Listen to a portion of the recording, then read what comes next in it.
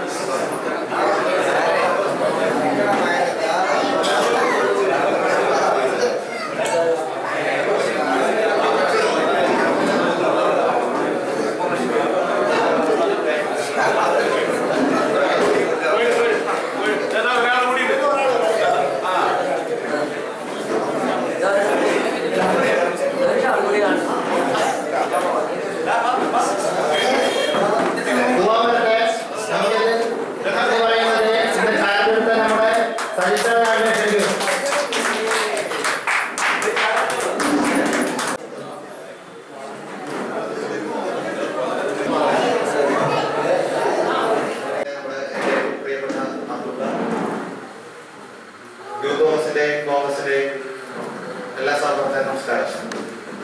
ഇന്നീ വേദിയിൽ ജനാധിപത്യ ഇലക്ഷൻ പ്രകാരമായി എന്നെ തെരഞ്ഞെടുപ്പിൽ ആദ്യമായി ഇങ്ങോട്ട് ഞാൻ നന്ദി പറയുന്നു.